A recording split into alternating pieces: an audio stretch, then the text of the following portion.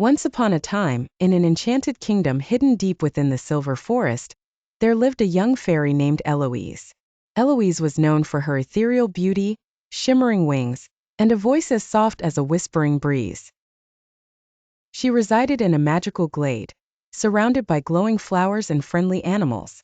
Every morning, she used her powers to bring dew to the flowers and sing soothing melodies. However, a dark threat loomed over the kingdom. A wicked sorcerer, known as the Sorcerer of the Night, had vowed to plunge the fairy world into eternal darkness.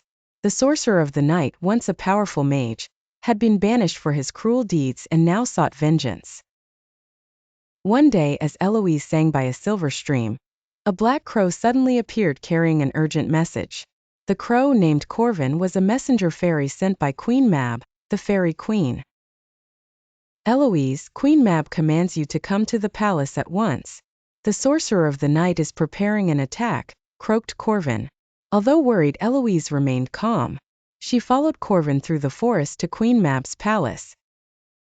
Queen Mab, a majestic fairy with golden wings, awaited her in the throne room. Eloise, said Queen Mab, you are our most precious hope. The Sorcerer of the Night has stolen the heart of light, the source of our magic. Without it, our kingdom will fall into darkness. You must retrieve the heart of light. Eloise accepted the mission with determination. Queen Mab gave her a silver magic wand capable of conjuring powerful spells, and a vial of fairy dust for protection. Accompanied by Corvin, Eloise set off on her adventure. The journey was long and perilous. They crossed dark swamps, snowy mountains, and blazing deserts. Along the way, Eloise met allies who aided her quest. A unicorn named Luna gave her a crystal of clairvoyance, and a gnome blacksmith offered her an enchanted sword. After weeks of travel, Eloise and Corvin reached the labyrinth of shadows, where the Sorcerer of the Night had hidden the heart of light.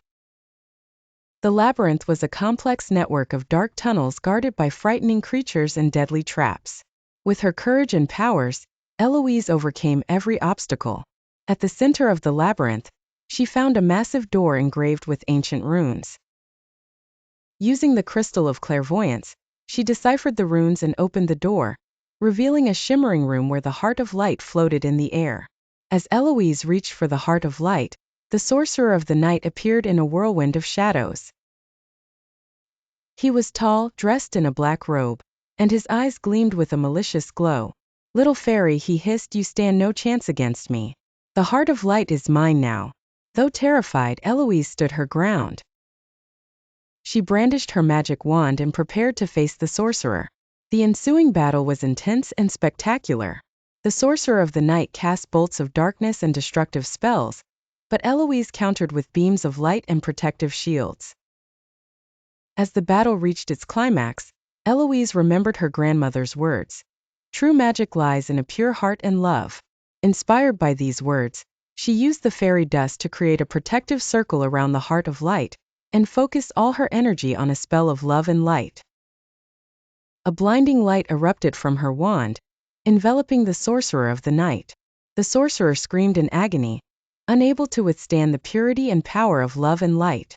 Finally, he was defeated, and his malevolent essence dissipated into the air. With the heart of light in hand, Eloise and Corvin returned to the fairy kingdom. Queen Mab and all the inhabitants greeted them with cheers and tears of joy. The heart of light was restored to its rightful place, and the kingdom's magic was fully restored.